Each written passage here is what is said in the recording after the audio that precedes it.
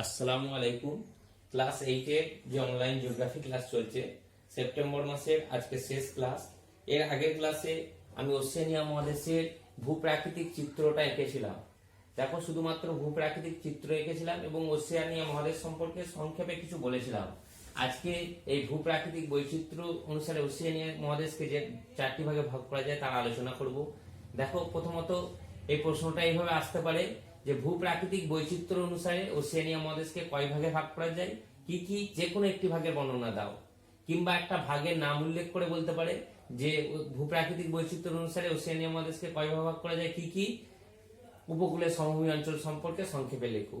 কিংবা পুরোটা সম্পর্কেও জানতে চাইতে পারে যে ভূপ্রাকৃতিক বৈচিত্র্য অনুসারে ওশেনিয়া মহাদেশকে তোমরা ভাগ করো বা ওশেনিয়া মহাদেশ সম্পর্কে আলোচনা করো। তাহলে আমাদের এই 4টে ভাগই করতে হবে। ভূপ্রাকৃতিক বৈচিত্র্য অনুসারে ওশেনিয়া মহাদেশকে প্রধানত আমরা 4টি ভাগে ভাগ করতে পারি। 1 নম্বর ভাগ দেখো, পূর্বের উচ্চভূমি। এই যে পূর্বের উচ্চভূমি আছে, দেখো এখানে ফাঁকা অংশটা আছে ইন্ডেক্সে, তাহলে এই ফাঁকা অংশটা হচ্ছে পূর্বের উচ্চভূমি। 2 নম্বর ভাগ দেখো, মধ্যভাগের সমভূমি। এই মধ্যভাগের যে সমভূমি, যে ফুট চিহ্ন আছে, তাহলে 2 নম্বর ভাগ হচ্ছে মধ্যভাগের সমভূমি। 3 নম্বর দেখো, উপকূলের সমভূমি। দেখো, ওশেনিয়া মহাদেশটা চারিদিকটাই প্রায় সাগর মহাসাগরে ঘেরা, তাই এই ওশেনিয়া মহাদেশের চারিপাশটাই প্রায় উপকূল। দেখো, এই চারিপাশের যে অংশটা, এটা হচ্ছে উপকূলের সমভূমি। এবং লাস্ট আছে দেখো পশ্চিমের মালভূমি, অর্থাৎ সব থেকে বড় অংশটাই, বিস্তৃত অংশটা হচ্ছে পশ্চিমের মালভূমি। তাহলে ভূপ্রাকৃতিক বৈচিত্র্য অনুসারে ওশেনিয়া মহাদেশকে আমরা প্রধানত 4 ভাগে ভাগ করতে পারি। 1 নম্বর পূর্বের উচ্চভূমি, 2 নম্বর মধ্যভাগের সমভূমি, 3 নম্বর উপকূলের সমভূমি, 4 নম্বর পশ্চিমের মালভূমি। তোমরা 4টে ভাগই ভালো করে জানার চেষ্টা করবে, তবে চেষ্টা করবে যে একটা ভাগ খুব ভালো করে করব, কারণ বেশিরভাগ ক্ষেত্রে একটা ভাগই দেওয়া হয় যে কোনো একটি ভাগ বর্ণনা করো, কিন্তু বাকি ভাগগুলো সম্পর্কেও জানতে হবে, কারণ অনেক সময় একটা ভাগের নাম করেও দিতে পারে। অতএব আমাদের সবগুলোই জানতে হবে। প্রথম দেখো, পূর্বের উচ্চভূমি। পূর্বের উচ্চভূমি আমরা যদি দেখি, সমগ্র অস্ট্রেলিয়ার পূর্বভাগ জুড়ে একটি প্রাচীন ভূমিল পর্বতমালা রয়েছে। দেখো, অস্ট্রেলিয়ার পূর্ব দিক বরাবর একটি প্রাচীন পর্বতমালা রয়েছে, যেটা উত্তর দক্ষিণে বিস্তৃত। এর নাম হচ্ছে গ্রেট ডিভাইডিং রেঞ্জ। তাহলে সমগ্র অস্ট্রেলিয়ার পূর্ব দিক জুড়ে যে একটা পর্বতমালা রয়েছে, এর নাম হচ্ছে গ্রেট ডিভাইডিং রেঞ্জ। দেখো, প্রায় এরকম সমগ্র যে উত্তর দিকের ভাগটা রয়েছে, এই পর্বতমালাটা রয়েছে, এর নাম হচ্ছে গ্রেট ডিভাইডিং রেঞ্জ।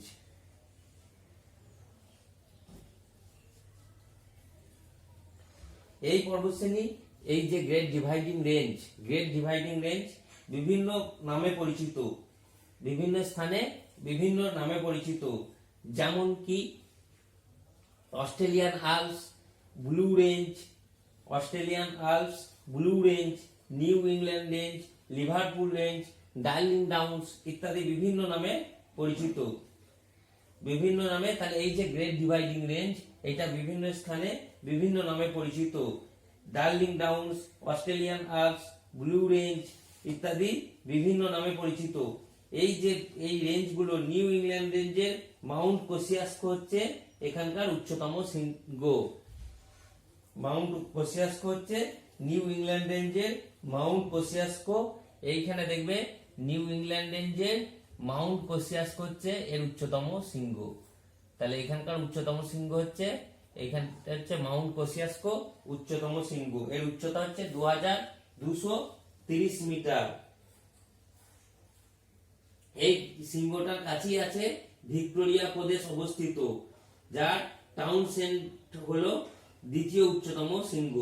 টাউনসেন্ড হচ্ছে এখানকার দ্বিতীয় উচ্চতম শৃঙ্গ। তাহলে সর্বোচ্চ শৃঙ্গ হচ্ছে মাউন্ট কোসিয়াস্কো, যার উচ্চতা হচ্ছে 2230 মিটার।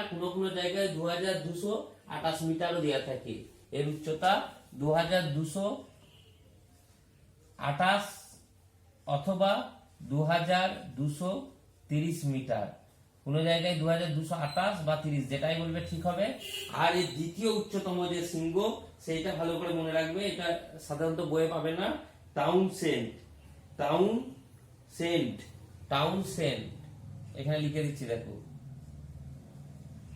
টাউন টাউনসেন্ড হচ্ছে দ্বিতীয় উচ্চতম শৃঙ্গ। এর উচ্চতা হচ্ছে 2209 মিটার। কত? 2209 মিটার। তাহলে এই হয়ে গেল পূর্বের উচ্চভূমি। দেখো পূর্বের উচ্চভূমিটা আরেকবার দেখো, যে অস্ট্রেলিয়ার একদম পূর্ব দিক বরাবর উত্তর থেকে দক্ষিণে পুরো একটা প্রাচীন ভঙ্গিল পর্বত রয়েছে, যার নাম হচ্ছে গ্রেট ডিভাইডিং রেঞ্জ। এই গ্রেট ডিভাইডিং রেঞ্জ বিভিন্ন স্থানে বিভিন্ন নামে পরিচিত, যেমন উত্তর পূর্ব অংশে কুইন্সল্যান্ড প্রদেশ, ম্যাকানসন রেঞ্জ, ডার্লিং ডাউন্স, মধ্যভাগে নিউ সাউথ ওয়েলস এবং New England range, Liverpool range, Blue range, আর দক্ষিণ পূর্বে ভিক্টোরিয়া প্রদেশে অস্ট্রেলিয়ান আল্পস নামে পরিচিত। দক্ষিণ পূর্বে অস্ট্রেলিয়ান আল্পস নামে পরিচিত। যে এইখানে যে অংশটা আছে এইখানে নাম হচ্ছে অস্ট্রেলিয়ান আল্পস। অস্ট্রেলিয়ান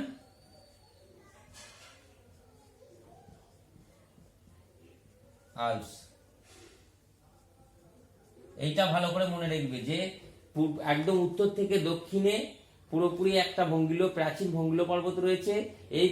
এর নাম হচ্ছে গ্রেট ডিভাইডিং রেঞ্জ। এই গ্রেট ডিভাইডিং রেঞ্জ বিভিন্ন অংশে বিভিন্ন নামে পরিচিত, যেমন উত্তর পূর্ব অংশে কুইন্সল্যান্ড প্রদেশ, উত্তর পূর্ব অংশে কুইন্সল্যান্ড প্রদেশে এর নাম হচ্ছে ম্যাকানসন রেঞ্জ। এই যে উত্তর পূর্ব অংশে এর একদম উপরের দিকে নাম হচ্ছে ম্যাকফারসন রেঞ্জ ও ডার্লিং ডাউন্স।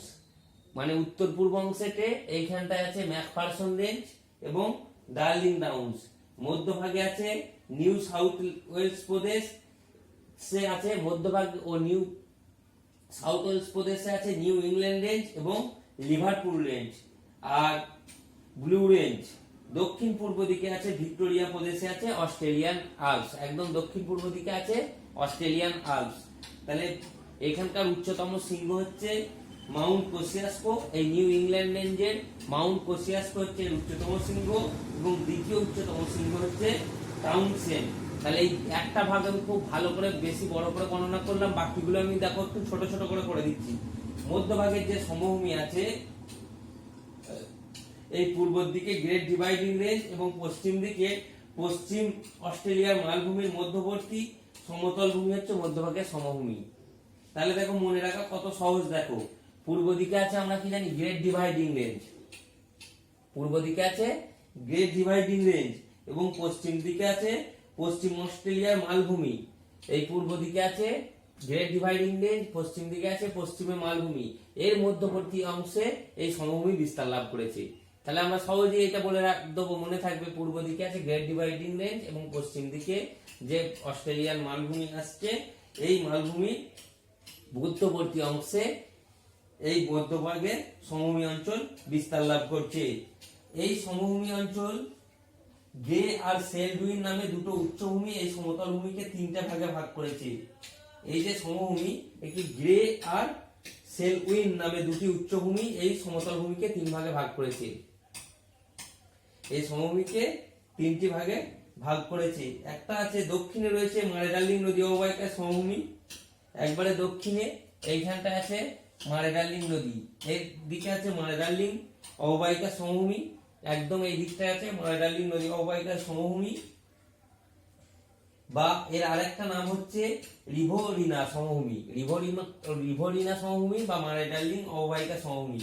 মাঝে আছে আয়ার হ্রদের সমভূমি, এই মধ্যভাগটায় আছে কি আয়ার হ্রদের সমভূমি, এই মাঝামাঝি আছে এই জায়গায় আছে আয়ার হ্রদের সমভূমি, এই দিকটায় আছে মারে-ডার্লিং অববাহিকা সমভূমি এবং একবারে উত্তর দিকে আছে কার্পেন্টেরিয়া নিম্নভূমি। একদম এই দিকটায় আছে, উপর দিকে আছে কার্পেন্টেরিয়া নিম্নভূমি। তাহলে এই মধ্যভাগের যে সমভূমি একেও তিনটা ভাগে আমরা ভাগ করতে পারি, একটা হচ্ছে মারে-ডার্লিং অববাহিকা সমভূমি, 2 নম্বর হচ্ছে আয়ার হ্রদের সমভূমি, আর 3 নম্বর হচ্ছে কার্পেন্টেরিয়া নিম্নভূমি।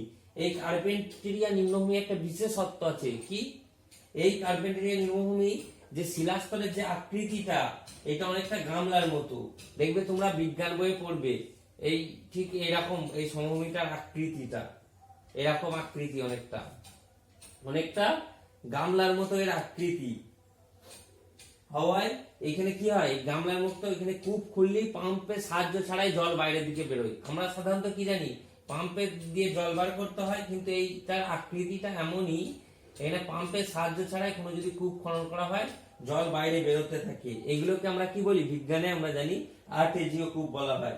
তাহলে দেখো মধ্যভাগের সমভূমিটাও সহজ। মধ্যভাগের সমভূমিটা আরেকবার বলছি, এই মধ্যভাগের সমভূমিকে প্রধানত তিনটে ভাগে ভাগ করা হচ্ছে। একটা হচ্ছে মারেডালি অববাহিকা সমভূমি, একটা হচ্ছে আয়ার হ্রদের সমভূমি, আর 3 নম্বর হচ্ছে কার্পেন্টেরিয়া নিম্ন। এই কার্পেন্টেরিয়া নিম্নভূমির একটা বিশেষত্ব আছে কি, এখানে শিলাস্তরের আকৃতিটা এমন যে এখানে কূপ খুললি আর জল বাইরের দিকে বেরোতে থাকে, একে আর্টেজিও কূপ বলে। মানে কূপ খুললি আর্টেজিওর মাধ্যমে, কূপের মাধ্যমে জল বাইরের দিকে বার হতে থাকে। তাহলে দুটো হয়ে গেল।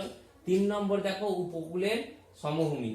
3 নম্বর আছে উপকূলের সমভূমি। আমরা বলতেই পারি অস্ট্রেলিয়ার চারিপাশে যেহেতু রয়েছে সাগর মহাসাগর, তাই অস্ট্রেলিয়ার চারিপাশেই রয়েছে উপকূলের সমভূমি। তবে বেশিরভাগ সমভূমি খুব সংকীর্ণ, মানে খুব সরু, বেশির অংশটাই সংকীর্ণ। একমাত্র কার্পেন্টেরিয়া উপসাগরের দিকটা একটু হচ্ছে চওড়া। দেখবে একমাত্র কার্পেন্টেরিয়া নিম্নভূমির দিকটাই চওড়া। এই যে উপরের দিকটা, এই দিকটা সমভূমিটা একটু চওড়া, বাকি সব সংকীর্ণ। আমার ছবিটা এখানে দেখানো হয়নি, দেখো তবু এই দিকটা একটু বেশি চওড়া, এই দিকটা হচ্ছে সরু।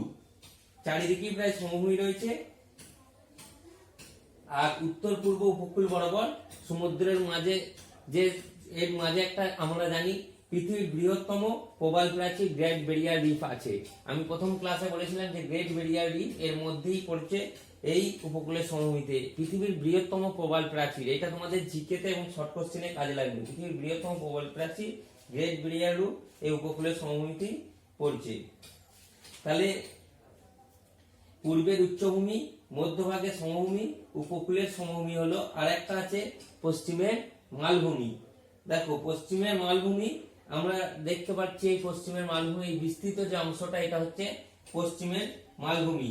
এই মালভূমিটাই সব থেকে বড় অংশ। অস্ট্রেলিয়ার অর্ধেকের বেশি অংশ জুড়ে এই মালভূমি অঞ্চলটা রয়েছে। অস্ট্রেলিয়ার অর্ধেকের বেশি অংশ জুড়ে এই মালভূমি রয়েছে। তাহলে এর অবস্থান আমরা বলতে পারি পূর্ব দিকের সমভূমি এবং উপকূলের সমভূমি বাদে মধ্যভাগে এই বিশাল মালভূমি অঞ্চল অবস্থান করছে। এটা আমরা ছবি দেখে দেখো নিজে নিজে তৈরি করতে পারি এর অবস্থানটা, যে উপকূলের যে সমভূমি এবং পূর্ব দিকের সমভূমির মধ্যবর্তী অঞ্চল পশ্চিমের যে ঢেউ খেলানো অংশটা আছে পশ্চিমের মালভূমি অঞ্চল নামে পরিচিত। এখানকার গড় উচ্চতা প্রায় 200 থেকে 500 মিটার।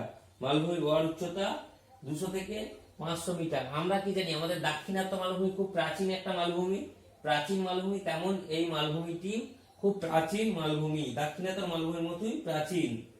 তবে এই মালভূমিতে কয়েকটি ছোট ছোট পাহাড়ও দেখা যায়, আর মাঝে মরুভূমি রয়েছে। এখানকার মাঝে বড় বড় বিভিন্ন মরুভূমি রয়েছে, ভিক্টোরিয়া, গিবসন, গ্রেট স্যান্ডি, এরকম বড় বড় কয়েকটি মরুভূমি রয়েছে। এইখানে আছে গ্রেট স্যান্ডি, এইখানে আছে ভিক্টোরিয়া, এখানে আছে গ্রেট স্যান্ডি মরুভূমি আছে, গ্রেট গিবসন মরুভূমি আছে, আর একদম এই নিচের দিকে আছে গ্রেট ভিক্টোরিয়া। পুরোটাই প্রায় মরুভূমি। দেখো উপরে আছে গ্রেট স্যান্ডি, মধ্যে আছে গিবসন, আর লাস্টে আছে ভিক্টোরিয়া। তাহলে এই ছিল আমাদের ওশিয়ানিয়া মহাদেশের ভূপ্রকৃতি। তাহলে ভূপ্রাকৃতিক বৈচিত্র্য অনুসারে ওশিয়ানিয়া মহাদেশকে প্রধানত 4 ভাগে ভাগ করতে পারি: পূর্বের উচ্চভূমি, মধ্যভাগের সমভূমি, উপকূলের সমভূমি, আর পশ্চিমের মালভূমি। দেখো এর পরের ক্লাসে আমি ওশিয়ানিয়া মহাদেশের নদ নদীগুলো আলোচনা করব। একটু তবু নদ নদীগুলো বলছি। দেখো অস্ট্রেলিয়ার প্রধান যে নদ নদী আছে তার মধ্যে হচ্ছে মারে আর ডার্লিং। মারে এবং ডার্লিং এই দুটি নদী মিলিয়ে হচ্ছে মারে ডার্লিং নদী। আর একটা আছে নিউজিল্যান্ডের ওয়াইটাকি ক্লাথা, কয়েকটা নদী আছে ওয়াইটাকি আর ক্লাথা, আর পাপুয়া নিউ গিনির আছে ফ্লাই। এই হয়ে গেছে অস্ট্রেলিয়ার নদ নদী। নিউজিল্যান্ডের ভূপ্রকৃতিটাও আজকে একটু বলে দিচ্ছি। দেখো নিউজিল্যান্ডের ভূপ্রকৃতি, দেখো নিউজিল্যান্ডের ভূপ্রকৃতি উত্তর ও দক্ষিণে যে নামে দুটো বড় বড় দ্বীপ রয়েছে। নিউজিল্যান্ডের ভূপ্রকৃতি বলার আগে নিউজিল্যান্ডের ছবিটা আঁকতে হবে।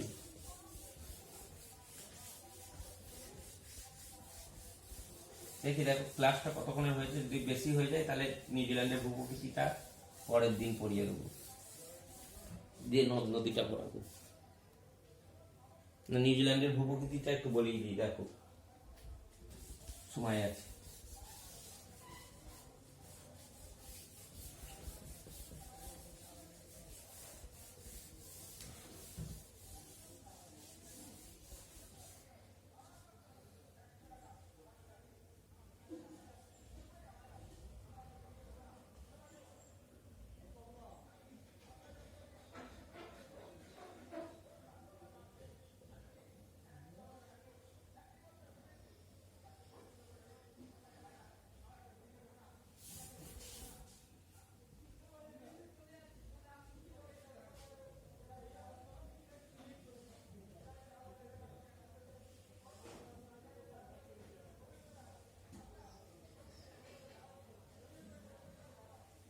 এই দেখো, এই হয়ে গেল নিউজিল্যান্ডের চিত্র মোটামুটি।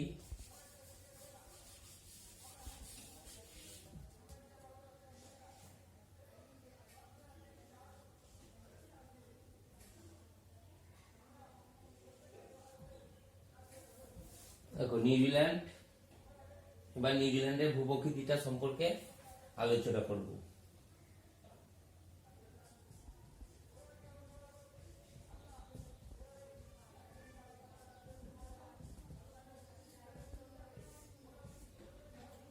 নিউজিল্যান্ডের চিত্র দেখো, এই যে নিউজিল্যান্ডের চিত্র, উত্তর দক্ষিণ দেখো, এগুলো কয়েকটা, নিউজিল্যান্ডটা পুরোপুরি দ্বীপ নিয়ে গঠিত। উত্তর দক্ষিণে দুটি বড় দ্বীপ আছে, স্টুয়ার্ট ও চ্যাথাম, এবং কয়েকটি ছোট ছোট দ্বীপ নিয়ে নিউজিল্যান্ড গঠিত। উত্তর এবং দক্ষিণে বড় বড় দুটো দ্বীপ আছে, স্টুয়ার্ট এবং চ্যাথাম, এবং কয়েকটি ছোট ছোট দ্বীপ নিয়ে এই নিউজিল্যান্ডের ভূপ্রকৃতি গঠন করছে। এখানকার এই নিউজিল্যান্ডের বেশিরভাগ কি ভূমি পর্বতময়, মানে পর্বত দ্বারা বেষ্টিত, বেশিরভাগ ভূমিতেই পর্বত আছে। এদের মধ্যে অনেকগুলো আগ্নেয়গিরি আছে, যেমন মাউন্ট এগমন্ট, রুহাফেউ ইত্যাদি। দক্ষিণ দ্বীপের যে প্রধান এখানকার পর্বত শ্রেণী, এখানে যে দক্ষিণের যে পর্বত শ্রেণী আছে, এখানকার প্রধান পর্বত হচ্ছে আল্পস পর্বত শ্রেণী। এবং এই পর্বত শ্রেণীর মাঝে আছে কি আছে, মাউন্ট কুক, যার উচ্চতা হচ্ছে 3764 মিটার, নিউজিল্যান্ডের সর্বোচ্চ শৃঙ্গ মাউন্ট কুক। এই মধ্য দিয়ে আছে আল্পস পর্বত শ্রেণী, এর মাঝে আছে মাউন্ট কুক। কি আছে? মাউন্ট কুক, যেটা হচ্ছে নিউজিল্যান্ডের সর্বোচ্চ শৃঙ্গ, 3764 মিটার, 3764 মিটার মাউন্ট কুক। আর এই দ্বীপেরই পূর্ব উপকূল বরাবর রয়েছে বিখ্যাত ক্যান্টারবেরি সমভূমি। কি সমভূমি আছে? ক্যান্টারবেরি সমভূমি। ক্যান্টারবেরি নিউজিল্যান্ডের প্রধান নদ নদীগুলোর মধ্যে আছে, এখনই বলছিলাম প্রধান নদ নদী, ওয়াইটাকি, ক্লাথা, টায়েরি ইত্যাদি। এই নদীগুলো বেশিরভাগ নদী হচ্ছে খরস্রোত বিশিষ্ট। খরস্রোত বলতে নদীগুলোর ঠিক ভূমিটা এরকম টাইপের হলে একে খরস্রোত বলে, মানে ঢেউ খেলানো টাইপের, জল এরকম হলে খরস্রোত বিশিষ্ট। এই খরস্রোত বিশিষ্ট নদী হলে সেখানে জলবিদ্যুতের সুবিধা থাকে, মানে খুব সহজেই এর সাহায্যে জলবিদ্যুৎ উৎপাদন করা যায়। এবং এই পর্বত অঞ্চলে বেশিরভাগ অনেক হিমবাহসৃষ্ট হ্রদ রয়েছে, এর মধ্যে অনেক হিমবাহসৃষ্ট হ্রদ রয়েছে। তাহলে নিউজিল্যান্ডের ভূপ্রকৃতি, এর সাথে সাথে মাইক্রোনেশিয়া, মেলানেশিয়া, পলিনেশিয়া সম্পর্কে আমি জাস্ট সংক্ষেপে বলেছিলাম। দেখো নিউজিল্যান্ডের ভূপ্রকৃতিটা আরেকবার বলছি। অস্ট্রেলিয়ার দক্ষিণ পূর্ব দিকে উত্তর দ্বীপ ও দক্ষিণ দ্বীপে বড় বড় দুটো দ্বীপ রয়েছে। এই উত্তর আর দক্ষিণ দুটো বড় বড় দ্বীপ রয়েছে, একটা হচ্ছে স্টুয়ার্ট আর একটা হচ্ছে চ্যাথাম। এই কয়েকটি দ্বীপ ছাড়া অনেকগুলো ছোট ছোট দ্বীপ নিয়ে এই নিউজিল্যান্ড গঠিত। দেখো দুটো প্রধানত বড় দ্বীপ স্টুয়ার্ট আর চ্যাথাম, এই দ্বীপ ছাড়া অনেক ছোট ছোট দ্বীপ নিয়ে এই নিউজিল্যান্ড গঠিত। এই বড় দ্বীপের সাধারণত এই দ্বীপগুলোর মাঝে রয়েছে পর্বতময় ভূমি, বেশিরভাগ পর্বত দ্বারা বেষ্টন করে আছে। তবে এই দ্বীপের মধ্যে সব থেকে উচ্চতম এই যে আল্পস পর্বত আছে, এই আল্পস পর্বত শ্রেণী সর্বোচ্চ শৃঙ্গ হচ্ছে মাউন্ট কুক 3764 মিটার, এবং উত্তর দ্বীপের সর্বোচ্চ শৃঙ্গ রয়েছে মাউন্ট রুয়াপেহু, এই দিকের আছে মাউন্ট রুয়াপেহু। এই যে উত্তর আর দক্ষিণ, এইখানে আছে কিন্তু বলা হলো না, এটা বলে দিলাম। মাউন্ট রুয়াপেহু হচ্ছে সর্বোচ্চ শৃঙ্গ। এইখানে উত্তর দিকের যে দ্বীপ আর দক্ষিণ দ্বীপ, দুটো দ্বীপ নিয়ে নিউজিল্যান্ড গঠন করছে। এই দ্বীপের মধ্যে দিয়ে সাধারণত আল্পস পর্বত শ্রেণী গেছে, এবং এই আল্পস পর্বত শ্রেণীর সর্বোচ্চ শৃঙ্গ হচ্ছে মাউন্ট কুক, আর উত্তর দিকের দ্বীপের সর্বোচ্চ শৃঙ্গ হচ্ছে মাউন্ট রুয়াপেহু। এই মাউন্ট কুকের সর্বোচ্চ শৃঙ্গের উচ্চতা হচ্ছে 3764 মিটার। বেশিরভাগ ভূমি পর্বতময়, আর এর মধ্যে কয়েকটি হিমবাহসৃষ্ট হ্রদ রয়েছে। তাহলে একদম সহজ জিনিস, আবার দেখো তোমাদের বলে দিচ্ছি, একবারে সহজ।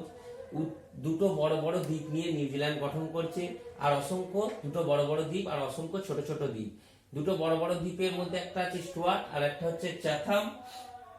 এই দুটো দ্বীপের মাঝ বরাবর আল্পস পর্বত শ্রেণী গেছে। এই আল্পস পর্বত শ্রেণীর দক্ষিণে যেটা আছে সর্বোচ্চ শৃঙ্গ মাউন্ট কোসিয়াস্কো, এবং উত্তর দিকে আছে মাউন্ট কুক, মাউন্ট কোসিয়াস্কো বলছি, মাউন্ট কুক হচ্ছে সর্বোচ্চ শৃঙ্গ, যার উচ্চতা হচ্ছে 3764 মিটার। এবং উত্তরে যে দ্বীপ আছে তার সর্বোচ্চ শৃঙ্গ হচ্ছে মাউন্ট রুয়াপেহু, এবং এর মধ্যে এই যে নিউজিল্যান্ডের ভূপ্রকৃতি, এর মধ্যে অনেক হিমবাহসৃষ্ট হ্রদ রয়েছে। তাহলে এই হয়ে গেল নিউজিল্যান্ডের ভূপ্রকৃতি। দেখো মেলানেশিয়া, মাইক্রোনেশিয়া এবং পলিনেশিয়া নিয়ে একটু সংক্ষেপে কিছু বলে দিচ্ছি। দেখো হাজার হাজার দ্বীপ নিয়ে, অসংখ্য দ্বীপ নিয়ে এই মাইক্রোনেশিয়া, মেলানেশিয়া এবং পলিনেশিয়া গঠন হয়েছে। এখানকার যে এই তিনটি এলাকার অধিকাংশ দ্বীপই হয়েছে সমুদ্রতলে আগ্নেয় পদার্থ দ্বারা সঞ্চিত, মানে অধিকাংশ যে দ্বীপ তা আগ্নেয় পদার্থ দ্বারা সঞ্চয়ের ফলে গঠিত হয়েছে। এই নিউগিনি দ্বীপের পূর্বাংশে অসংখ্য ছোট ছোট দ্বীপ, যেমন কি কি দ্বীপ আছে, নিউ ব্রিটেন, বোগেলিন, নিউ আয়ারল্যান্ড ইত্যাদি নিয়ে এই মেলানেশিয়া গঠন করছে। মেলানেশিয়া কি কি নিয়ে গঠন করছে এর আগের দিনও বলেছিলাম, New Guinea, Solomon, Fiji, Norfolk ইত্যাদি নিয়ে হচ্ছে এই মেলানেশিয়া গঠন করছে। নিউ গিনি, সলোমন, ফিজি ইত্যাদি নিয়ে এই মেলানেশিয়া দ্বীপটি গঠন হচ্ছে। আর Papua New Guinea, Mount Lamington, Mount Wilhelm ইত্যাদি এখানকার প্রধান আগ্নেয়গিরি। এখানকার প্রধান যে আগ্নেয়গিরি হচ্ছে Mount Lamington 1680 metre, Mount Wilhelm 4509 metre প্রভৃতি এখানকার ইম্পর্টেন্ট বা গুরুত্বপূর্ণ আগ্নেয়গিরি। অন্যদিকে যে মাইক্রোনেশিয়া ও পলিনেশিয়া আছে, এই দ্বীপপুঞ্জ দুটি আগ্নেয়গিরি, যেমন উৎক্ষিপ্ত লাভা, দুটি আগ্নেয়গিরির উৎক্ষিপ্ত লাভা ও মৃত প্রবালকিটের দেহ সঞ্চিত হয়ে এই মাইক্রোনেশিয়া এবং পলিনেশিয়া গঠন হয়েছে। এখানকার যে মাইক্রোনেশিয়া এবং পলিনেশিয়া প্রধান যে দ্বীপগুলি আছে, হাওয়াই দ্বীপের Solomon, Fiji, Nauru, Guam, Marshall ইত্যাদি নিয়ে গঠন করছে। এই মাইক্রোনেশিয়ার বেশিরভাগ অংশ 2000 এর বেশি প্রবাল বলয় দ্বারা গঠন করছে। 2000 এর বেশি